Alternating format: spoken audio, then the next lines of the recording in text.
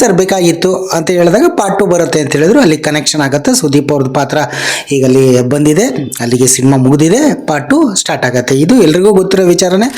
ಎಲ್ರಿಗೂ ನಮಸ್ಕಾರ. ವಿಡಿಯೋ ಕ್ಯಾಪ್ಷನ್ನು ಮತ್ತು ಟೈಟ್ಲು ನೋಡಿ ನಿಮಗೆ ಗೊತ್ತಾಗಿರುತ್ತೆ. ನಾನು KD ಮೂವಿ ಬಗ್ಗೆನೇ ಮಾತಾಡ್ತಾ ಇದ್ದೀನಿ. ಏಪ್ರಿಲ್ 30ನೇ ತಾರೀಕು KD ಮೂವಿ ಪ್ಯಾನ್ ವರ್ಲ್ಡ್ ಲೆವೆಲಲ್ಲಿ, ಪ್ಯಾನ್ ಇಂಡಿಯಾ ಲೆವೆಲಲ್ಲಿ ಕನ್ನಡ ಭಾಷೆಯಲ್ಲಿ ಮಾತ್ರ ಎಲ್ಲ ಕಡೆ ರಿಲೀಸ್ ಆಗಿತ್ತು. ಸೊ ಯಶಸ್ವಿ ಪ್ರದರ್ಶನ ಕೂಡ ಕಂಡಿತ್ತು. ಮಿಕ್ಸ್ಡ್ ಪ್ರತಿಕ್ರಿಯೆ ಸಿಕ್ಕಿದೆ. ಸೊ ಎ ಪ್ರಮಾಣ ಪತ್ರ ಸಿಕ್ಕಿರೋ, ರಕ್ತಪಾತ, ಕೊಲೆಗಳು ಅವೆಲ್ಲ ಜಾಸ್ತಿ ಇರೋದ್ರಿಂದ ಎ ಪ್ರಮಾಣ ಪತ್ರ ಸಿಕ್ಕಿದೆ. ಮಕ್ಕಳು ನೋಡೋ ಹಾಗಿಲ್ಲ, ಅದು ಎಲ್ರಿಗೂ ಗೊತ್ತಿರೋದೆ. ಸಿನಿಮಾ ನೋಡಿದ್ರೆಲ್ಲರೂ ಮಿಕ್ಸ್ಡ್ ರಿವ್ಯೂ. ಕೆಲವರು ಇಷ್ಟ ಆಗಿರ್ಬೋದು, ಕೆಲವರು ಇಷ್ಟ ಆಗದೇ ಇರ್ಬೋದು. ನನಗೆ ಮೈ ಜುಮ್ ಅನಿಸಿದೆ ಅಂತ ನಿಜ, ನನ್ನ ಆನೆಸ್ಟ್ ಒಪಿನಿಯನ್. ಮೈ ಜುಮ್ ಅನ್ನಿಸ್ತು, ನನಗೆ ತುಂಬ ಇಷ್ಟ ಆಯಿತು. ಎ ಪ್ರಮಾಣ ಪತ್ರ, ರಕ್ತಪಾತ ತುಂಬ ಇದೆ, ಅದೆಲ್ಲ ಓಕೆ. ಒಂದು ಸಾಂಗ್ಗಳು, ಡೈರೆಕ್ಟರ್ ಪ್ರೇಮ್ ಅವರ ಸಿನಿಮಾದಲ್ಲಿ ಹಾಡುಗಳು ಹೆಂಗೆ ಇದು ಇರುತ್ತೋ, ಸೊ ಸಿನಿಮಾ ಚೆನ್ನಾಗಿ ಬಂದಿತ್ತು. ಅಂದರೆ ಕೆಲವೊಂದು ಕ್ವಶನ್ಸ್ಗಳು ಅಲ್ಲೇ ಉಳ್ಕೊಂಡಿದೆ. ಕಾಲ ಭೈರವ ಯಾರು, ಧ್ರುವ ಸರ್ಜರಿ ಇಂಟರ್ವಲ್ ಸೀನಲ್ಲಿ ಬರೋದು, ಅವ್ರು ಯಾಕೆ ಇದ್ರ ಮೇಲೆ ಕುತ್ಕೊಂಡು ಊಟ ಮಾಡೋದಕ್ಕೆ, ಆ ಟ್ರೈನ್ ಬೆಂಕಿ ಓದಿಸೋದಕ್ಕೆ, ರಮೇಶ್ ಅವ್ರ ಲಾಸ್ಟ್ ಎಂಡಲ್ಲಿ ಏನಾಗುತ್ತೆ, ಏನಿದು ಶಿಲ್ಪಾ ಶೆಟ್ಟಿ. ಸೊ ಒಂದಿಷ್ಟು ಕ್ವಶನ್ಸ್ಗಳಿದ್ವು. ಇವೆಲ್ಲ ಆನ್ಸರ್ ಬೇಕಾಗಿತ್ತು ಅಂತ ಹೇಳಿದಾಗ ಪಾರ್ಟ್ 2 ಬರುತ್ತೆ ಅಂತ ಹೇಳಿದ್ರು. ಅಲ್ಲಿ ಕನೆಕ್ಷನ್ ಆಗುತ್ತೆ. ಸುದೀಪ್ ಅವ್ರದ್ದು ಪಾತ್ರ ಈಗ ಅಲ್ಲಿ ಬಂದಿದೆ, ಅಲ್ಲಿಗೆ ಸಿನಿಮಾ ಮುಗಿದಿದೆ, ಪಾರ್ಟ್ 2 ಸ್ಟಾರ್ಟ್ ಆಗುತ್ತೆ. ಇದು ಎಲ್ರಿಗೂ ಗೊತ್ತಿರೋ ವಿಚಾರನೇ. ಸೊ ಡೈರೆಕ್ಟರ್ ಕೂಡ ಮುಂಚೆನೇ ಹೇಳಿದರು, ಕೆಲವೊಂದಿಷ್ಟು ವಿಚಾರಗಳನ್ನ ಬಿಟ್ಬಿಟ್ಟು ಪಾರ್ಟ್ 2 ಮಾಡ್ತೀವಿ, ಅದರಲ್ಲಿ ಆನ್ಸರ್ ಕೊಡ್ತೀವಿ ಅಂತ. ಕೆಲವ್ರಿಗೆ ಇಷ್ಟ ಆಯಿತು, ಕೆಲವ್ರಿಗೆ ಇಷ್ಟ ಆಗಲಿಲ್ಲ. ವಾಟ್ ಎವರ್, ಅದು ಅವರವರ ಅಭಿವ್ಯಕ್ತಿ ಸ್ವಾತಂತ್ರ್ಯ. ಅವರು ರಿವ್ಯೂ ಮಾಡೋರಾಗಿರ್ಬೋದು, ಏನಾಗಿರ್ಬೋದು. ಇಷ್ಟ ಆದರೆ ಇಷ್ಟ ಆಗಿತ್ತು ಅಂದ್ಬಿಡೋದು, ಇಲ್ಲದಿಲ್ಲ ವೈಯಕ್ತಿಕ ಸ್ವಾತಂತ್ರ್ಯ, ಅದ್ರ ಬಗ್ಗೆ ಏನಿಲ್ಲ. ಬಟ್ ನೆಗೆಟಿವಿಟಿ, ತುಂಬ ನೆಗೆಟಿವ್ ಪಬ್ಲಿಸಿಟಿ. ಯಾಕೆ ಧ್ರುವ ಸರ್ಜಾ ಅವರ ಆ್ಯಕ್ಟಿಂಗು ನನಗೆ ಈ ಒಂದು 6 ಸಿನಿಮಾಗಳಲ್ಲಿ, ಅಂದರೆ 5 ಸಿನಿಮಾ ಅದು, ಇದು 6ನೇ ಸಿನಿಮಾ ಅಲ್ವಾ, ಚೆನ್ನಾಗಿ ಮಾಡಿದ್ದಾರೆ. ಒಂದು ಕಾಳಿದಾಸ ಅನ್ನೋ ಪಾತ್ರದಲ್ಲಿ, ರೌಡಿಸಮ್ ಪಾತ್ರ ತುಂಬ ಚೆನ್ನಾಗಿ ಮಾಡಿದ್ದಾರೆ. ಆ ಪಾತ್ರಕ್ಕೆ ಏನು ಬೇಕು ಗಡ್ಡ ಬಿಟ್ಕೊಳ್ಳೋ, ಅದು ಚೆನ್ನಾಗಿದೆ. ವಿಗ್ಗೆಲ್ಲ ಹಾಕ್ಸಿದ್ದಾರೆ. ಡೈರೆಕ್ಟ್ ಪ್ರೇಮು ಓಕೆ, ಹೊಟ್ಟೆವರ ಅದು ಏನೇ ಇರ್ಬೋದು, ಚೆನ್ನಾಗಿ ಬಂದಿದೆ. ಹೀರೋಯಿಂದು ಸ್ವಲ್ಪ ಓವರ್ ಆ್ಯಕ್ಟಿಂಗ್ ಅಂತ ಹೇಳಿದ್ರು, ಡೈಲಾಗ್ಸ್ಗಳು ಜಾಸ್ತಿ ಆದವು ಅಂತ ಹೇಳಿದ್ರು. ವಾಟೆವರ್ ಅದು ಏನೇ ಬಂದರೂ ಕೂಡ ಆ ಸಿನಿಮಾಗೆ ಆಪ್ಟ್ ಆಗಿದೆ. ನಂಗೆ ಇಷ್ಟ ಆಯಿತು. ಆ 70-80ರ ದಶಕದ ಒಂದು ಆ ಲೊಕೇಶನ್ಸ್ಗಳು ತುಂಬ ಚೆನ್ನಾಗಿ ಬಂತು. ಹಾಡುಗಳಷ್ಟೇ, ಕ್ಯಾಮ್ರಾ ವರ್ಕು ಎಲ್ಲ ಚೆನ್ನಾಗಿ ಬಂದಿದೆ. ಕೆವಿನ್ ಪ್ರೊಡಕ್ಷನ್ ಅವರು ಅದ್ದೂರಿಯಾಗಿ ಸಿನಿಮಾ ಮಾಡಿದ್ದಾರೆ. ಸಿನಿಮಾ ಈಗ ಆಲ್ರೆಡಿ ಅಂದರೆ ಆಲ್ ಓವರ್ ಪ್ಯಾನ್ ಇಂಡಿಯಾ ಲೆವೆಲಲ್ಲಿ ರಿಲೀಸ್ ಆಗಿರೋದಂತ ನಿಜ.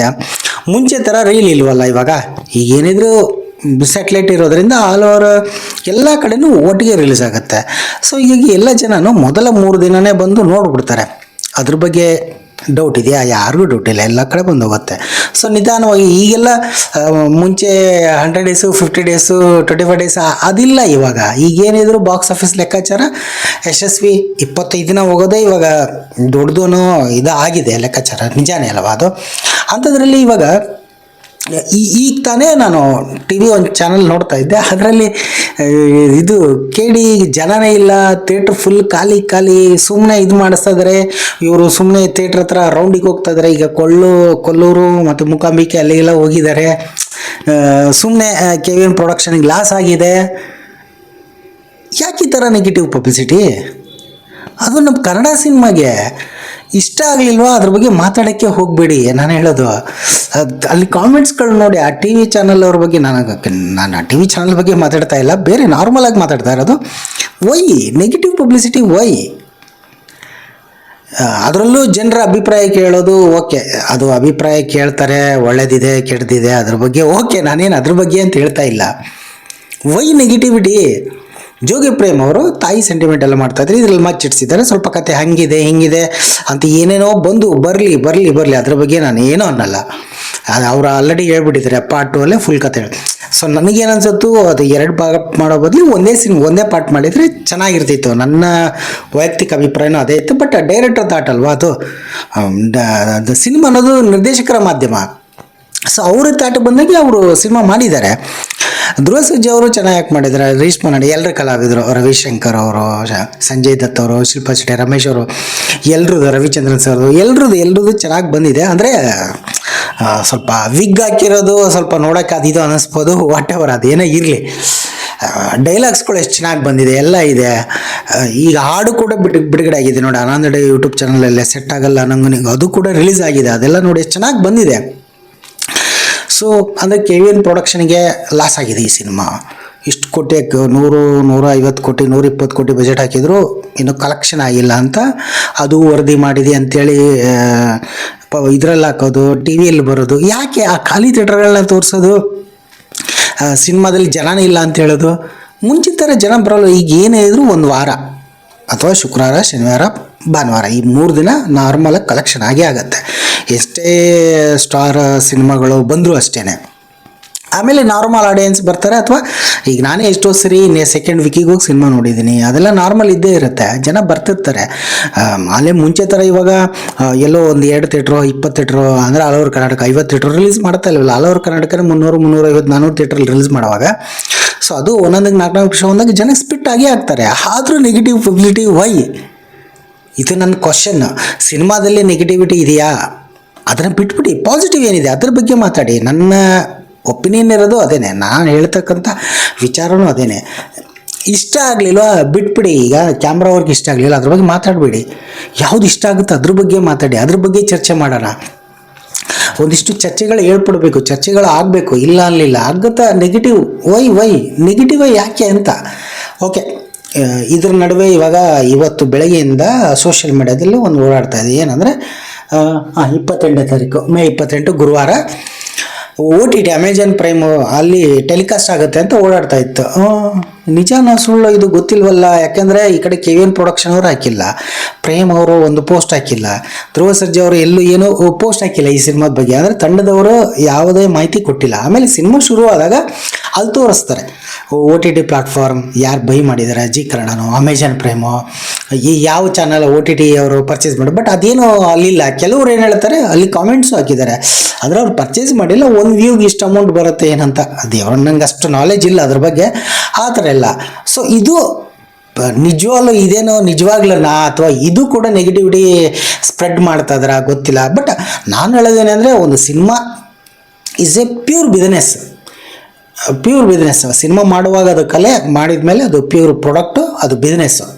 ಲಾಭ ಆಗಬೇಕು. ಆಗ್ತಕ್ಕಂಥ ಪ್ರೊಡ್ಯೂಸರ್ ಏನು ಸಿನಿಮಾ ಪ್ರೊಡ್ಯೂಸ್ ಮಾಡಿದಾರೋ ಆ ಪ್ರೊಡ್ಯೂಸರಿಗೆ ಲಾಭ ಆಗಬೇಕು. ಅವ್ರಿಗೆ ಲಾಭ ಆದರೆ ತಾನೇ ಇನ್ನೊಂದಿಷ್ಟು ಸಿನಿಮಾಗಳನ್ನ ಮಾಡ್ತಾರೆ. ಎಲ್ಲ ಕಾರ್ಮಿಕರಿಗೂ, ಎಲ್ಲ ತಂತ್ರಜ್ಞರಿಗೂ, ಎಲ್ಲ ಕಲಾವಿದರಿಗೂ ಅವಕಾಶ ಸಿಗುತ್ತೆ. ಸೊ ಇದು ಅವ್ರಿಗೆ ಪಾಸಿಟಿವ್ ಆಗಬೇಕು. ಸಿನಿಮಾನು ಹಿಟ್ ಆಗಬೇಕು, ಜನಗಳಿಗೆ ಇಷ್ಟನೂ ಆಗಬೇಕು, ಹಾಗೆ ಬಾಕ್ಸ್ ಆಫೀಸು ಹಿಟ್ ಆಗಬೇಕು, ಗೆಲ್ಲಬೇಕು. ಸೊ ಇದು ಅಮೆಜಾನ್ ಬಗ್ಗೆ ಯಾರು ಅದು ಎಲ್ಲೂ ಗೊತ್ತಿಲ್ಲ ಅದು. ಬಟ್ ಅದು ಸೋಷಿಯಲ್ ಮೀಡಿಯಾದಲ್ಲಿ ಹರಿದಾಡ್ತಾ ಇದೆ. ಹಂಗಂದ್ರೆ ಬಂದುಬಿಡ್ತಾ? ಅಂದರೆ ನಾನು ರಿಕ್ವೆಸ್ಟ್ ಮಾಡೋದೇನೆಂದರೆ ಅದು ಪ್ಯೂರ್ ಬಿಸ್ನೆಸ್ ಇಲ್ಲ ಅನ್ನಲಿಲ್ಲ. ಅಟ್ಲೀಸ್ಟ್ ಒಂದು 2 ತಿಂಗಳಾದರೂ ಗ್ಯಾಪ್ ಕೊಟ್ಟರೆ ತುಂಬ ಒಳ್ಳೆಯದು. ಈಗ ಲವ್ ಮಾಕ್ಟೇಲ್ 3 ರಿಲೀಸ್ ಆಯಿತು, ಹಿಟ್ ಆಯಿತು. 30ನೇ ದಿನಕ್ಕೇ ಅದು ಅಮೆಜಾನಿಗೆ ಬಂತು. ವಾಟ್ ಎವರ್, ಇವಾಗೆಲ್ಲ 2 ವಾರ 3 ವಾರ ಅಂತ ಆಗುತ್ತೆ. ಇದು ಒಂಥರ ಹೆಂಗಾಗ್ಬಿಡುತ್ತೆ ಅಂದರೆ ಅವಾಗ ಸಿನಿಮಾ ರಿಲೀಸ್ ಆಗುತ್ತೆ ಬಿಡು, ಇನ್ನೊಂದು 2-3 ವಾರ ಆದಮೇಲೆ ಅಮೆಜಾನಿಗೆ ಬರುತ್ತೋ ಅಂತಲೇ ಇದು ಮಾಡ್ತಾರೆ. ಆಮೇಲೆ ಇನ್ನೊಂದು ತುಂಬ ದುರದೃಷ್ಟಕರ ಅಂತ ಹೇಳಬೇಕು. ನಾನು ಸಿನಿಮಾಗೆ ಹೋಗ್ತೀನಿ, ನಾನು ಎಲ್ಲರ ಥರನೇ ಹೀರೋ ಎಂಟ್ರಿ ಬಂದರೆ, ಸಾಂಗ್ಗಳು ಬಂದರೆ ನಾನು ರೆಕಾರ್ಡ್ ಮಾಡ್ಕೋತೀನಿ. ನಾನೇನು ಸಾಚ ಅಲ್ಲ, ನಾನು ರೆಕಾರ್ಡ್ ಮಾಡ್ಕೋತೀನಿ. ಜನ ವಿಸಲ್ ಹೊಡಿತಾರೆ, ಅದು ಜೋಶ್ ಬರುತ್ತೆ ರೀ. ಅದು ಜೋಶ್ ಅನಿಸುತ್ತೆ. ಒಂದು ಹೀರೋ ಎಂಟ್ರಿ ಕೊಟ್ಟಾಗ ನಾನು ವಿಡಿಯೋ ಮಾಡ್ಕೊತೀನಿ. ಎಷ್ಟು ಒಂದು 30 ಸೆಕೆಂಡು 1 ನಿಮಿಷನೋ ಮಾಡ್ಕೊತೀನಿ. ಮಾಡ್ಕೊಳ್ಳೋದೇ ಇಲ್ಲ ಅಂತ ನಾನು ಹೇಳಲ್ಲ. ಮಾಡ್ಕೊಂಡು ನನ್ನ ಮೊಬೈಲಲ್ಲಿ ಇಟ್ಕೊಂಡಿರ್ತೀನಿ, ಅದನ್ನು ಸೋಷಿಯಲ್ ಮೀಡಿಯಾದಲ್ಲಿ ಹಾಕಲ್ಲ.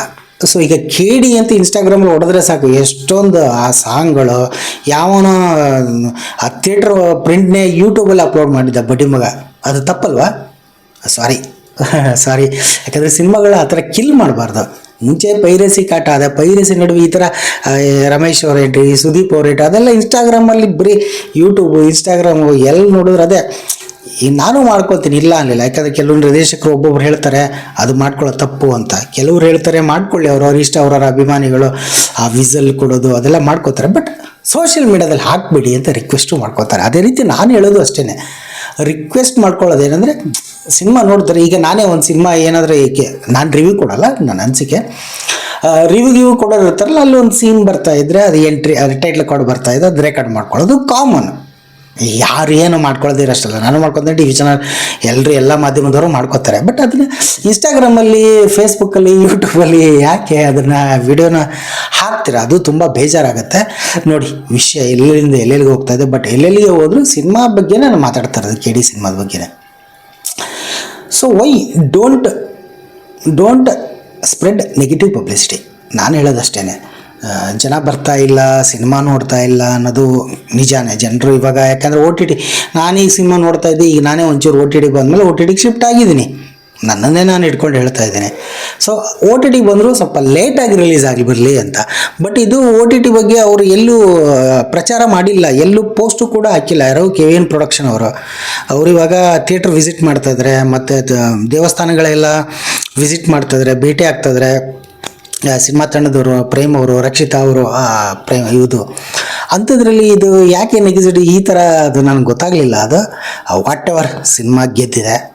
ಬಾಕ್ಸ್ ಆಫೀಸ್ ಲೆಕ್ಕಾಚಾರ ಏನೋ ನಂಗೆ ಗೊತ್ತಿಲ್ಲ. ಕೆಲವ್ರು ಹೇಳ್ತಾರೆ ಅಷ್ಟೊಂದು ಕಲೆಕ್ಷನ್ ಆಗಿಲ್ಲ ಅಂತ, ಬಂಡವಾಳಕ್ಕೂ ಮೋಸ ಆಗಿದೆ ಅಂತ.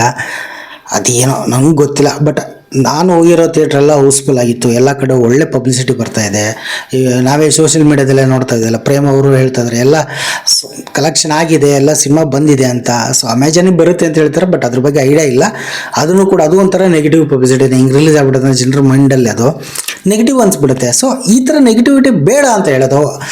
ಸೊ ನಮ್ಮ ಕಡೆ ಒಳ್ಳೇದು ಮಾಡೋಕ್ಕಾಗುತ್ತೋ ಬಿಡುತ್ತೋ ಅದು ಗೊತ್ತಿಲ್ಲ, ಕೆಟ್ಟದ್ದು ಮಾತ್ರ ಮಾಡಬಾರ್ದು. ನನ್ನ ಅನಿಸಿಕೆ ಅದು, ನಿಜಾನೇ, ಅದು ನಿಜವಾದ ಅನಿಸಿಕೆನೇ ಇದು. ದಯವಿಟ್ಟು ಈ TV ಚಾನಲ್ ಅವರು ಅದು ಯಾಕೆ ಆ ಥರ ಮಾಡಿದ್ರು ನಂಗೆ ಗೊತ್ತಿಲ್ಲ. ದಯವಿಟ್ಟು ಆ ಥರ ಮಾಡಬೇಡಿ.